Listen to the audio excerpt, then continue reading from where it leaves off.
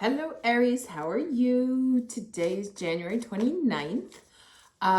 Let's start by talking about the astrology because it's interesting. And I'll put a link straight to the tarot for whoever doesn't want to listen to this. So today, Venus goes direct. On February 1st, we have a new moon in Aquarius, and I'm going to talk about that in a minute. Juno also enters into Aquarius. Juno was Jupiter's wife. She tends to be like the ideal woman kind of thing. She enters into Aquarius February 1st. Mercury goes direct on the 3rd. And remember, that day on the 4th, all planets direct. So very good energy.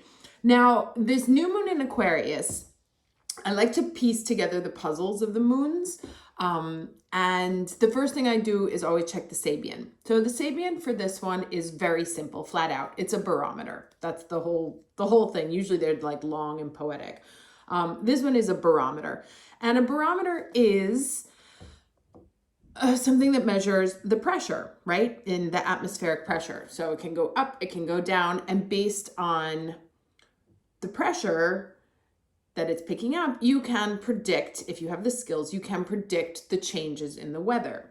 So it's very much about tuning in, feeling the energies around you in order to understand which way things are going to go. And being able to read the room, right? Paying attention to yourself, paying attention to the energy around you. How is this going to evolve based on what I'm feeling? So really tuning into your own predictive skills, right? Learning how to read your own energy. And it's in our 11th house, which is the Aquarius is our 11th house. Hopes and dreams, communities, tribes. So this is a great new moon to set new intentions, right? Because it's in the house of hopes and wishes. And a new moon is about realizing new things. And it has to do with this barometer. So it's really about like tuning in very much to what it is that you want, what's not feeling right, like always kind of trusting yourself. And this gets echoed in my second message, which is since this is the first full moon of the year, it's also the Chinese New Year. And this year is the year of a tiger. Now, if you were born, of course, since this has to do with me, I'm an Aries, what can I do? I dug in deeper because I was born in the year of a tiger. So if you were born in 1938, I doubt it, you're probably not watching me if you were born in 1938, 1950, 1962, 1974, hello tribe, 1986, 1998, 2010, also unlikely. This is a year of the tiger. Now, it is common in a Chinese zodiac that the year of your animal is an unlucky year for you. Why? Because you piss off what they call the god of age. And so it can be like a challenge. There's lots of challenges. And one of the things that they tell you to do is wear red, but you should wear things that are red that other people have given you. You can't buy them for yourself. And the other is to face away from the position of this god of age. Now, the god of age for the tiger year is at northeast, so 60 degrees. And it's really funny when I saw this because my house actually faces southwest, which is great, but northeast is where my mother-in-law lives. So what you want to do is face away, turn your back to the god of age. So I have shifted my position here because northeast is now behind me and I'm facing southwest.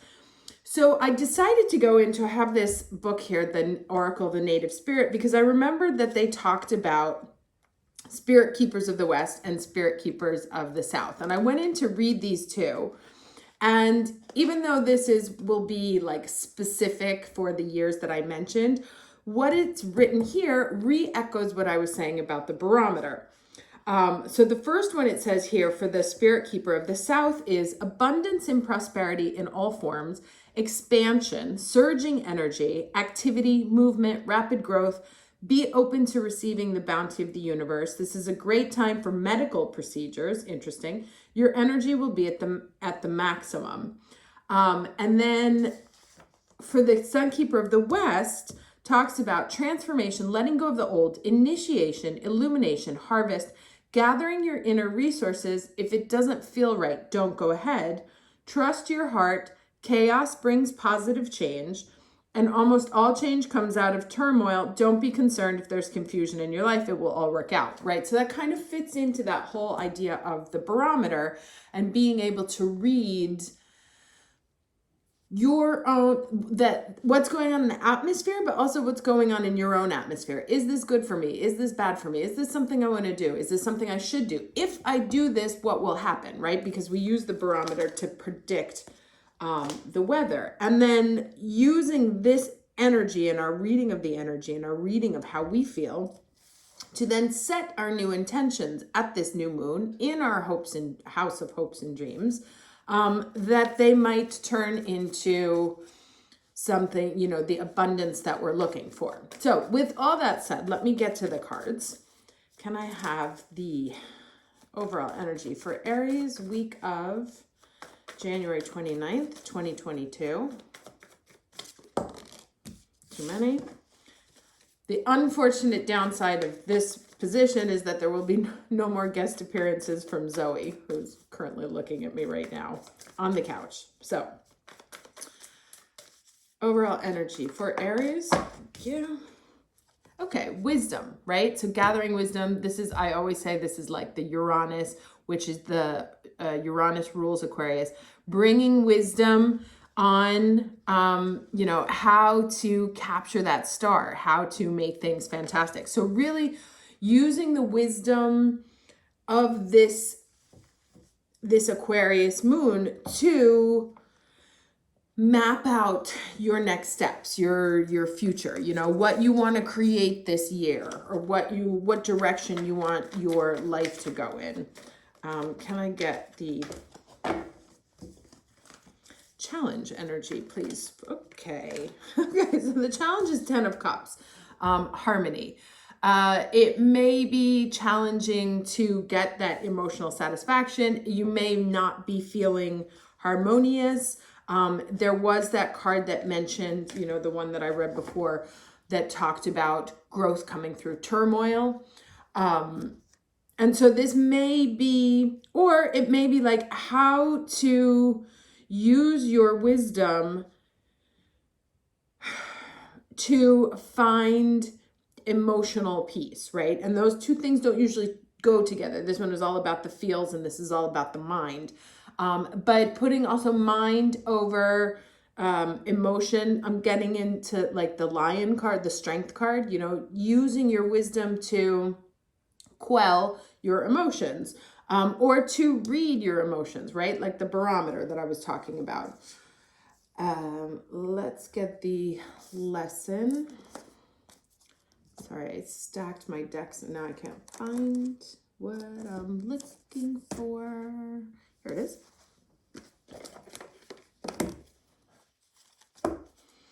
Okay, can I get the lesson this week for Aries?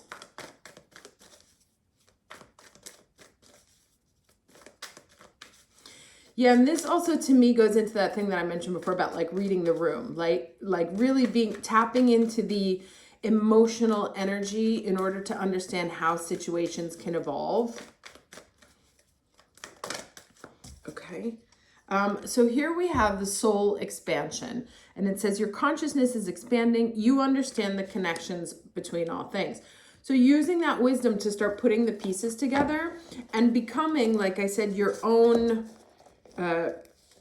predictive tool, like using your ability to read the room, read the situation, what you've learned, to understand how everybody's feeling in order to put the situation together to understand how it can possibly evolve. And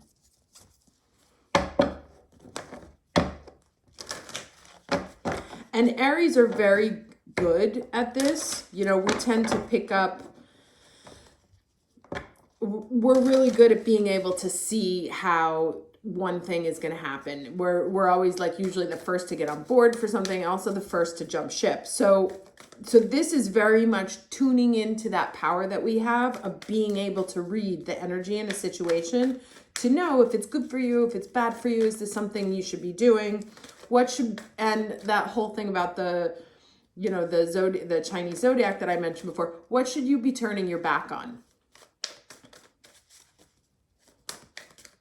And making a very clear intention this year to turn your back on anything that doesn't feel right? Like putting it literally behind you, sometimes even physically behind you, as I'm doing right now, and focusing all of your energy and your intuition and your ability to read situations facing what you want to focus on, right? On the abundance, towards that south or towards that west.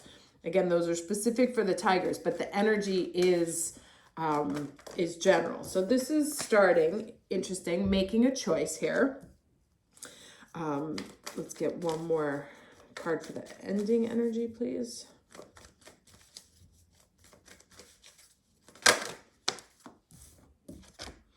Okay, and here we have the Gentle Gardener, but it's in reverse. And this is a 2, and I just want to read this real quick here. This one is obvious, making a choice. And it goes here, this is a 30, and it goes from a 3 to a 2. So in making the choice, it's like,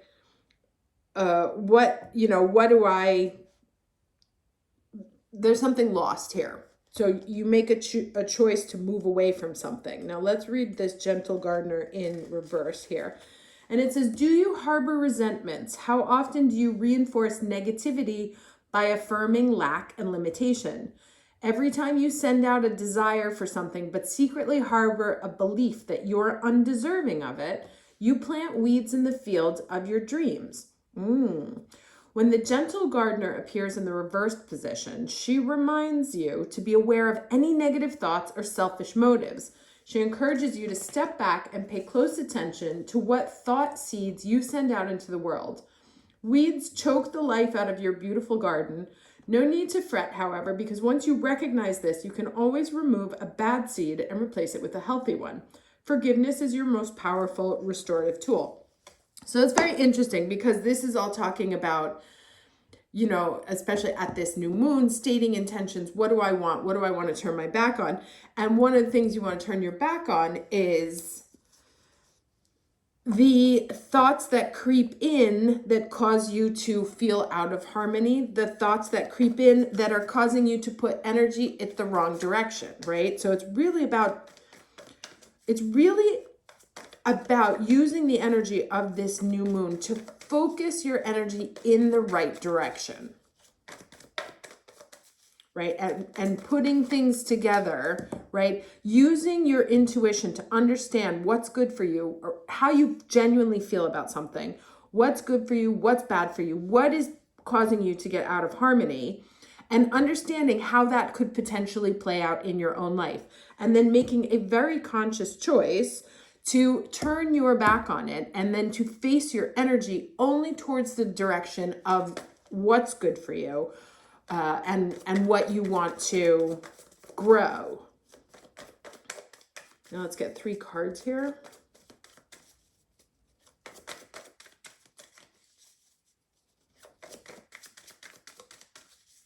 Three cards for Aries, week of January 29th. Oops, something flipped over. Okay, so there's that anxiety. And this is what we want to turn our back on, right? Because it's exactly the opposite. Then we have the Empress card. Lovely. Showing up right here, right? These are like your 2 directions. You can pick one, So to focus on, you can't be in the same energetic space. It's not neurally possible to be here and here at the same time. So to be very clear on which energy, like which one of these 2 energies you want to put out into the world or you want to focus your energy on. Is it this and the fact that there's a major arcana here and the minor ones, right? Do you want to be in the lower version or in the higher version? And this is a 3 also, right? So we have those 2 3s here.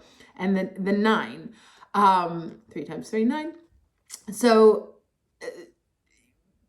we have to be, you know, it's like, which energy do you want to focus towards and which energy do you want to keep away? And I'm actually not going to get any more cards because that makes it completes the equation.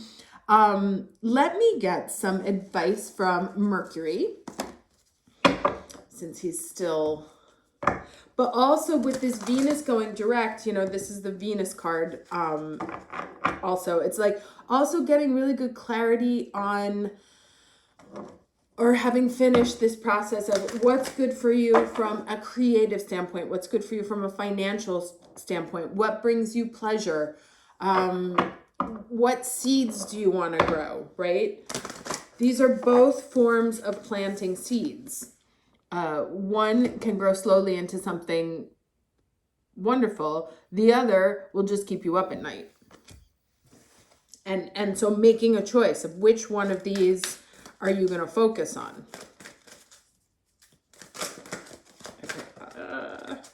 Can I get a card for Aries for the week of January 29th, please? Oh, shooting star confirmation, right? And this reminds me of the star card, which is the Aquarius card. Let me see if I can find it real quick so you don't have to sit here and... All right, well, you get me. If it pops up, no, I got to go the way all the way through, don't I? There we go. You know, this reminds me of the star card, which is the water bearer, and talks about what do you nurture? Where do you pour your emotional energy, right? So using your wisdom to figure out, is this a wise investment of my emotional energy? What am I watering in my life, right? Am I watering this that could turn into something beautiful and rich and abundant? Or am I watering this which is going to keep me stuck and in pain? So let's read this from the shooting star here. It says, this is a magical moment. Hooray! The universe is poised to respond to your wishes, and this card has turned up to confirm that it is so. You've felt this for a while, but haven't fully allowed yourself to believe it. But it's time to trust your feelings and know that all is perfectly fine. In fact, it's better than fine. You are truly blessed with heightened manifestation abilities right now, right? So, you know, which one of these two options are you watering? Sorry. Okay. So take this opportunity to bring about all you desire. Ride this shooting star through the cosmos, fill up on mystical stardust, and know that whatever you wish for at this time will be granted. And so the incantation is, upon a star, my wishes soar, of magic, love, and even more. For now, my dreams will truly grow. I know, for this card tells me so. So the other meanings here are, your focus and positivity bring you good fortune. All you have hoped for is about to be realized. Keep your thoughts positive. Like, it's like the third time it says that. Can't be clearer. For your manifestation abilities are strong and can turn the outcome either way. And then finally, be careful what you wish for. You know, that famous saying, because you just might get it. Okay, and then let me get one last piece of advice here, even though this has been pretty nice. So, but let's chance it.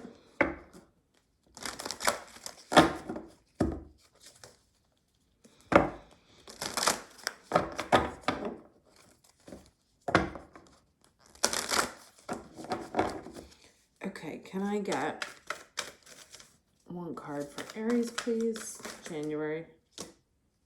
All right, I'm only going to take the top one because 2 is too many. But I love this card because it says, and so it shall be.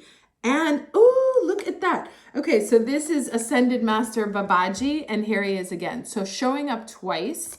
And the message of, and so it shall be, twice, with a diamond in the sky. Love it. Let's read this one. And the Crystal Masters of 333, which we got here, the nines. So, okay, here we go.